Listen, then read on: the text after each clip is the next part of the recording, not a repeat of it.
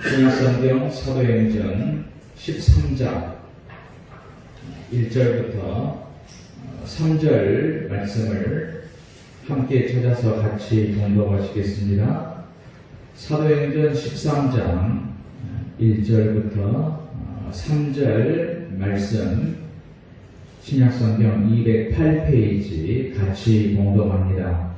안디옥 교회에 선지자들과 교사들이 있으니 곧 바나바와 니게르라 하는 시므온과 구레네 사람 유리오와 분봉왕 헤롯의 젖동생 마나엔과 및 사울이라. 주를 섬겨 금식할 때에 성령이 이르시되 내가 불러 시키는 일을 위하여 바나바와 사울을 따로 세우라 하시니 이에 금식하며 기도하고 두 사람에게 안수하여 보내니라. 아멘.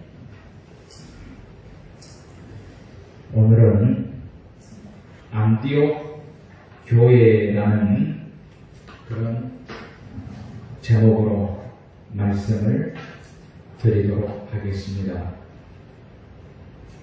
옛말에 우물 안의 개구리라는 말이 있습니다.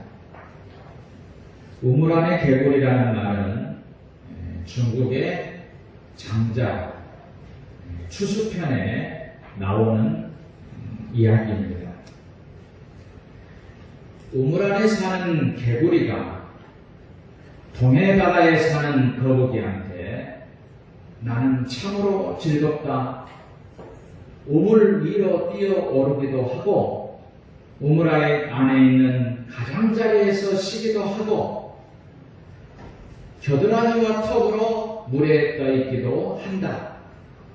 장구벌레나 올챙이가 어찌 내 팔자에 겨눌 수 있는가? 나는 우물의 물을 혼자 차지해서 마음대로 노는 즐거움이 지극하다. 그런데 동해에 사는 거북이 자네는 왜 내게 와서 이 모습을 보지 않는가?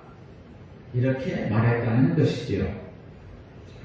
작은 우물 안에서 놀고 있는 자신의 생각과는 전혀 다른 생각하지 못하는 아주 좁은 생각을 가진 사람을 우물 안의 개구리라고 이야기합니다.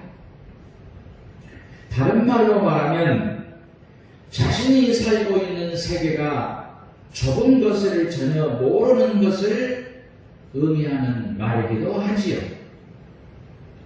자기가 살고 있는 것이 전부처럼 알고 있는 사람을 비꼬는 말입니다. 생각이나 식견이 좁은 사람을 비유하기도 하는 것이지요. 이 말은 우리가 살아가는 이 세상의 것을 소홀히 하라는 것이 아니고 이 세상의 것들도 너무나 소중한 것들입니다.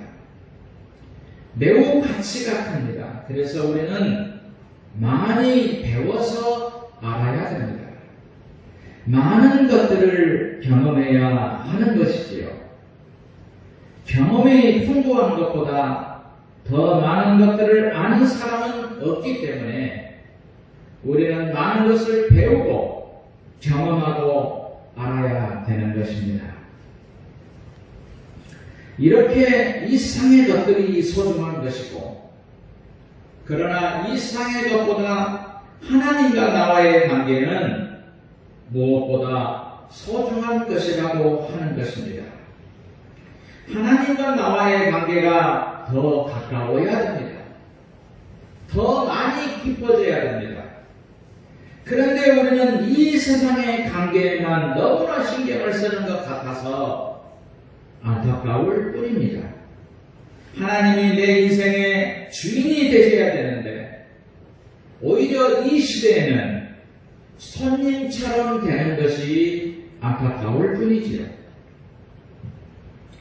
오늘 본문의 말씀에 보면 스데반 집사의 순교로 사람들이 주변으로 흩어졌습니다.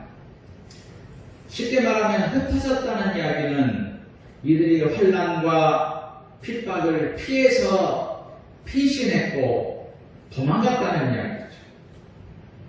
고난 때문에 흩어진 그들은 나중에 안디옥이라고 하는 곳에 가서 교회를 세웠습니다.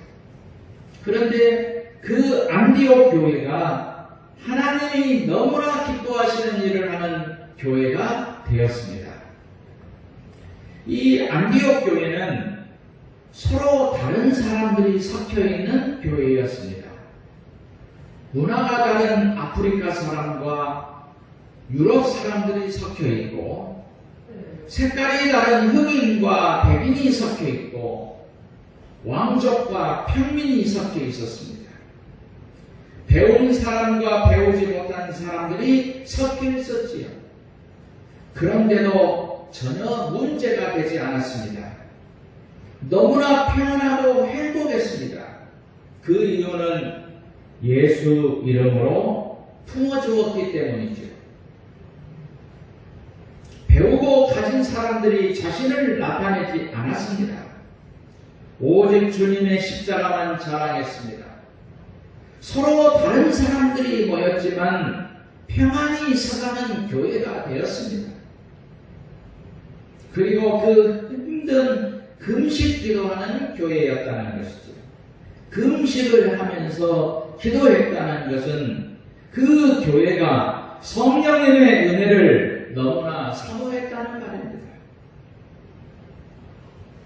우리들도 예수의 이름으로 품어 주어야 됩니다.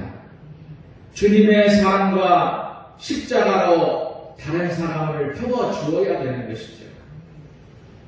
주님의 십자가 보혈을 우리의 마음과 입술에 바르면 우리는 다른 사람을 품어줄 수가 있습니다.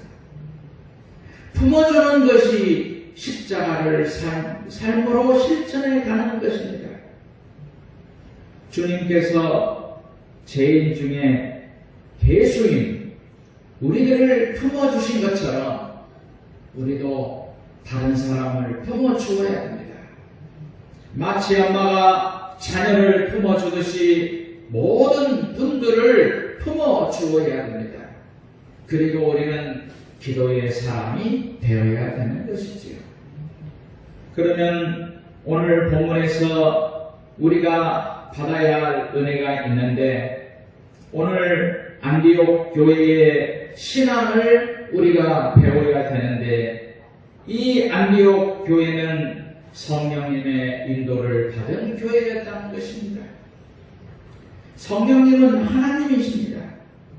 이 세상에서 성령 하나님의 인도를 받는 것보다 더 크고 놀라운 축복은 없습니다. 하나님보다 더 많이 아시는 분은 없습니다. 하나님보다 더 힘이 센 분도 없습니다. 그분이 바로 성령 하나님이십니다. 오늘 본문에서 주를 섬겨 금식할 때에 성령이 이르시되 내가 불러시키는 일을 위하여 바나바와 사울을 따로 세우라 하시니라 라고 말씀했습니다. 이 말씀은 성령님의 인도하심에 전적으로 순종했다는 말씀입니다. 이렇게 아름답고 은혜로운 교회를 찾아보기 힘든 일입니다. 안디옥 교회를 세운 사람들이 바나바와 사울이었습니다. 그런데 기도를 하는데 바나바와 사울을 선교사로 보내라는 것입니다. 그래서 안수하여 선교사로 보냈습니다. 쉬운 말로 우리 교회에서 선교사를 보내려고 하면은 기도했더니 누구누구를 선교사로 보내라 해서 성령님의 인도하심에 따라 바나바와 사울을 선교사로 보냈다는 것이죠. 우리는 신앙생활을 합니다. 그런데 성령님으로 충만한 것이 아니라 내가 충만할 때가 많습니다. 그런데 내가 충만할 때가 문제가 됩니다. 내가 충만하면 출발은 잘 되는 것 같은데 결과는 내가 책임을 져야 됩니다.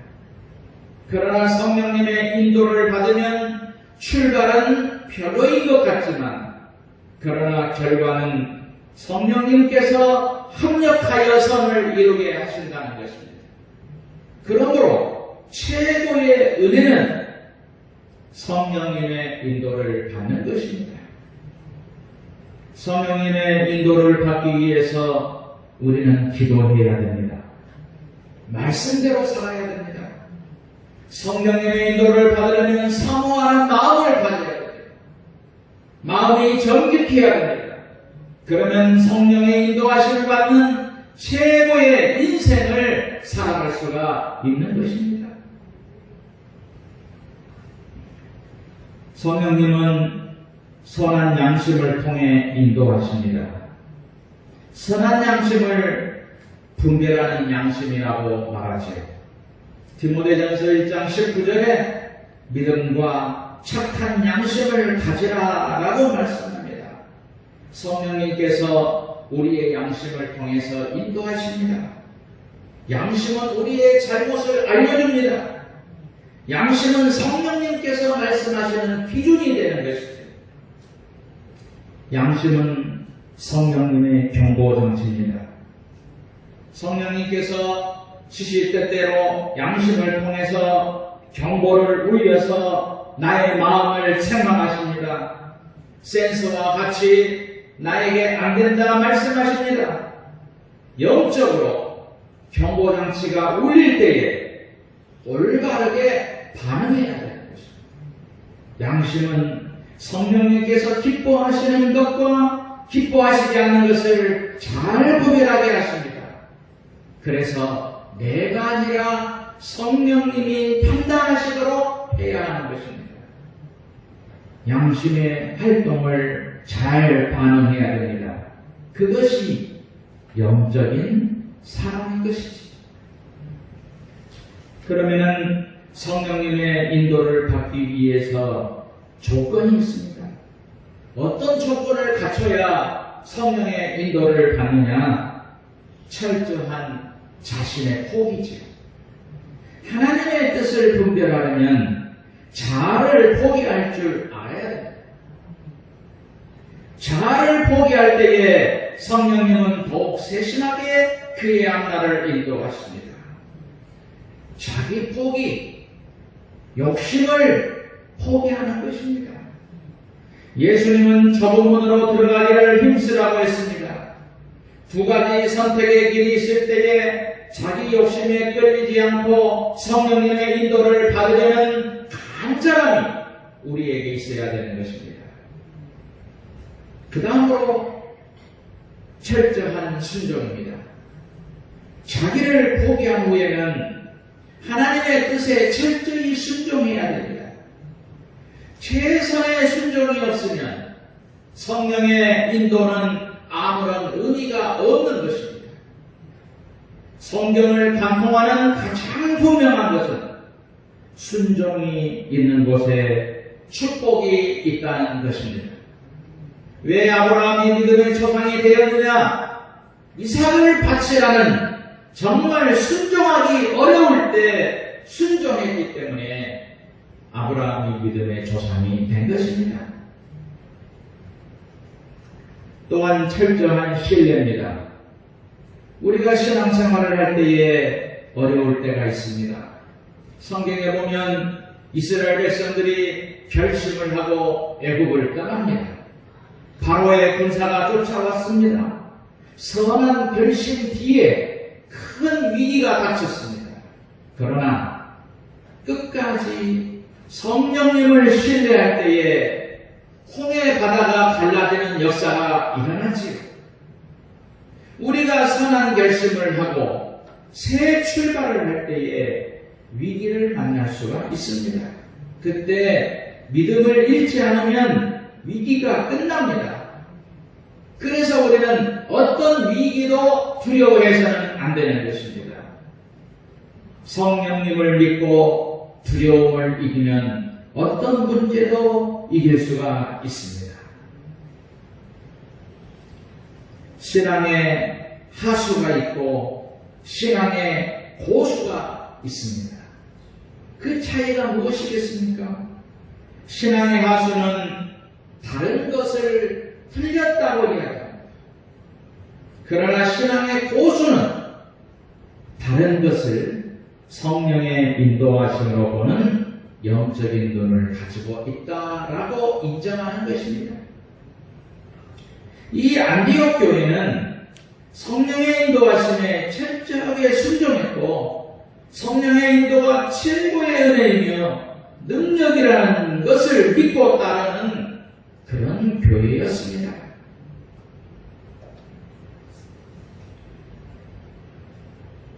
이 안디옥 교회를 보면 성령의 인도하심을 따라 선교사를 파송합니다. 본문에 보면 성령께서 두 사람에게 안수하여 선교사로 보내라고 하십니다. 그러자 안디옥 교회는 두말하지 않습니다. 성령님께 무조건 순종합니다. 그래서 최초로 선교사를 보내는 교회가 되었습니다. 오늘 본문에 이에 금식하며 기도하며 두 사람에게 안수하여 보내지라라고 말씀하십니다. 안디옥 교회는 성령의 음성을 들었지요. 그래서 바나바와 사울을 안수하면서 선교사로 파송을 했고 최초의 선교사 파송 예배를 그 교회는 드렸습니다. 그러면은 우리가 교회의 본질이 무엇인가를 우리가 알아야 될 거 아니겠습니까? 교회의 본질이라고 하는 것은 예수 믿고 구원을 받는 것입니다. 두 번째는 구원을 받은 우리가 하나님을 예배하는 것입니다. 세 번째는 구원받는 사람들이 다른 사람을 구원하려고 선교하는 것이 교회입니다.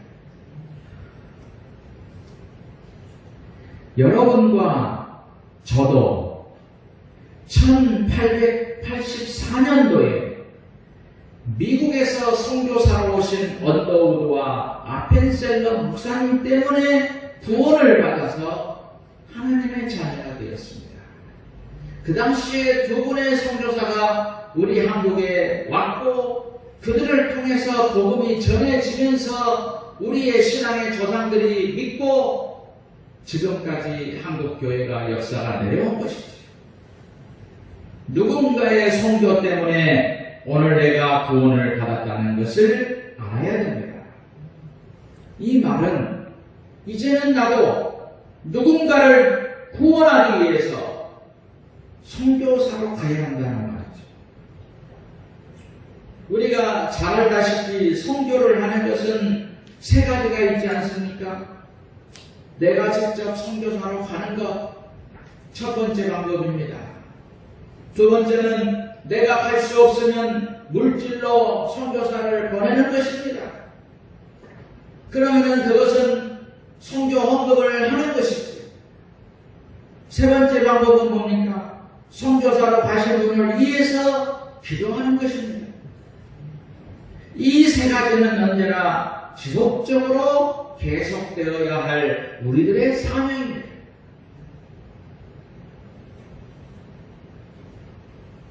나에게 구원의 확신과 천국에 대한 소망이 분명하게 있습니다.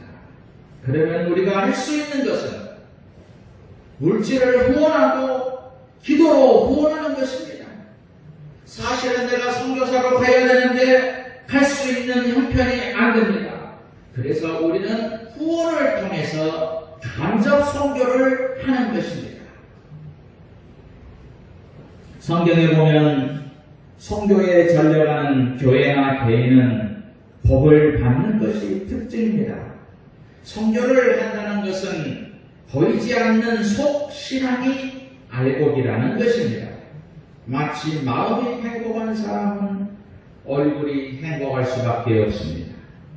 행복한 인격이 되면 어디나 모든 사람에게 또 행복을 줄 수 있는 사람으로 살아가는 것입니다. 그래서 진정으로 구원의 확신이 있다면 예수님을 전하지 않을 수가 없는 것입니다. 좋은 일이나 기쁜 일이 있으면 그것을 말하지 않고는 견딜 수 없는 것과 같습니다. 아이들도 좋은 선물을 받으면 가만히 있을 수가 없습니다. 가서 자랑해야 하기 때문이지요. 이런 마음이 성교의 마음입니다. 이것이 바로 예수님의 증인의 속성입니다. 죄인이 구원을 받았습니다. 하나님의 자녀가 되었습니다. 이것이 얼마나 엄청난 사실인가를 우리는 잘 알고 있습니다. 그런데 어떻게 가만히 있을 수가 있겠습니까? 어떻게 우리가 침묵할 수 있느냐 이거지요. 전할 수밖에 없습니다. 그래서 우리는 가서 전하는 것입니다. 예수 믿는다는 것은 죽은 사람이 살아나는 것입니다. 지옥에 갈 사람이 천국에 가는 것입니다. 마귀의 자녀가 하나님의 자녀가 되는 것입니다. 이런 엄청난 일이 내 안에서 일어나는 것입니다. 그러면 우리가 너무나 기쁘고 즐거워서 저절로 사람들에게 예수를 전하지 않을 수가 없습니다. 그래서 안디옥 교회는 가장 훌륭한 교회 지도자인 바나바와 바울을 선교사로 파송하는 것이고 이것이 복음의 역사가 시작되는 것입니다. 우리는 너무나 많은 빚을 진 것입니다. 이제 빚을 갚는 심정으로 우리는 신앙생활을 해야 됩니다. 그래서 기도 많이 해야 됩니다. 정말 믿음으로 우리는 살아야 되는 것이고 또한 선교에도 힘써야 됩니다. 그것이 하나님의 은혜에 보답하는 길이 된다는 사실을 기억하시는 우리 성도들이 되시기를 주님의 이름으로 축원드립니다. 찬송가 386장을 찬송하시겠습니다.